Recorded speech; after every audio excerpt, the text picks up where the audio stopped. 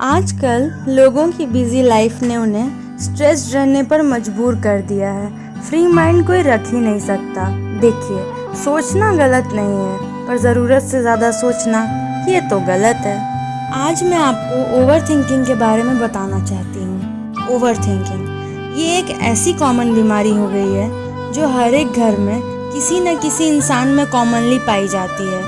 और हैरानी की बात तो ये है कि उनको पता भी नहीं होता कि उनके अंदर कोई बीमारी भी है। इंसान किसी भी चीज़ के बारे में इतना ज़्यादा सोचता है कि वह उन्हीं थॉट्स में फंस कर रह जाता है। माइंड को कंट्रोल करने का पावर उसने अपने थॉट्स को ही दे दिया है। ओवर थिंकिंग ऐसी बीमारी हो गई है जिसमें इंसान ऐसे ऐसे घटनाओं के बारे में कल्पना करने लगता है जो न कभी उसके साथ हुए हो और ना ही फ्यूचर में होने के चांसेस हैं। फिर चाहे वो थॉट्स उसके करियर से रिलेटेड हो, रिलेशनशिप से रिलेटेड हो या फिर कुछ और। वो इतना ज़्यादा सोचता है कि कब सुबह से शाम हो जाए उसे पता भी नहीं चलता और लगातार वो ऐसे ही अपना समय बर्बाद करते ही जाता है। और उसे जब रियलाइज़ होता है कि उसके पास समय नहीं है तो उसके पास अफसोस के अलावा कोई और ऑप्शन नहीं होता। देखिए दोस्त, ये ओवर थिंकिंग की बीमारी आपको एक दिन बर्बाद कर देगी। आपको पता भी नहीं चलेगा कब सुबह से रात और रात से सुबह हो जाएगा और ऐसे ही बहुत समय निकल जाएगा किसी के बारे में ओवर थिंक करते करते। किसी और के बारे में सोचते सोचते खुद के बारे में तो सोचना भूल ही गए हो आप अपनी नज़र में खुद की ही वैल्यू ख़त्म कर रहे हो, खुद के टाइम को बर्बाद कर रहे हो। इसीलिए आज मैं आपको ओवर थिंकिंग से बाहर निकलने के लिए ऐसे टिप्स बता रही हूँ जिनको अगर आप फॉलो करेंगे तो आप इस बीमारी से बाहर निकल सकते हैं। First, engage yourself. खुद को व्यस्त रखिए।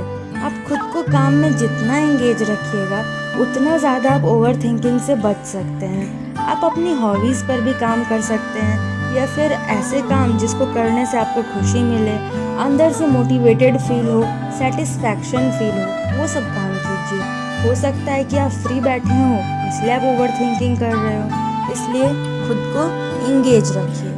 Control yourself. खुद पर काबू रखिए। हम चाहते हैं कि हर चीज़ हमारे कंट्रोल पर चले, पर क्या हम खुद के कंट्रोल में चलते हैं? ज़रा सोचिएगा।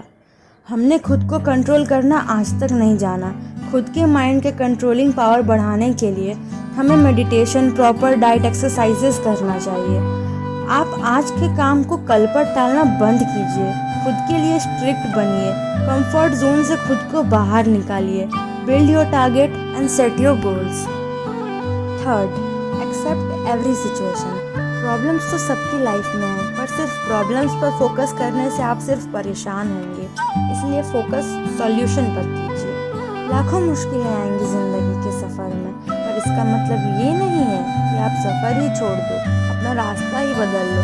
मुश्किलों का सामना करके आगे बढ़िए। खुद की गलतियों से भी सीखिए कि मैंने ये गलती की तो मुझे ये प्रॉब्लम का सामना करना पड़ा, अगली बार मैं दोबारा ये नहीं दोहराऊंगा।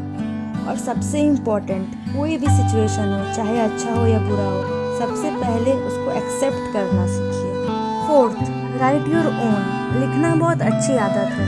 हर बात हम शेयर कर भी नहीं पाते और ज़्यादा खुद के बारे में दूसरों को बताना सही है भी नहीं। आप डिप्रेस हो तो लिखो, खुश हो तो लिखो। लोग आपके दुख में आपका मजाक बनाएंगे और खुशी में आपसे जलेंगे, इसलिए खुद की बातों को अपने तक ही रखना बेहतर है।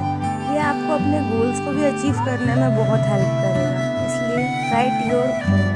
Fifth, communication. अगर आपके मन में किसी इंसान को लेकर कुछ गलत थिंकिंग चल रही है तो उस इंसान से जाकर बात करें, ख्याली पुलाव ना पकाएं। देखिए, कोई भी रिलेशनशिप को कम्युनिकेशन स्ट्रांग बनाती है और कहा भी गया है कि communication is the root of a strong relationship.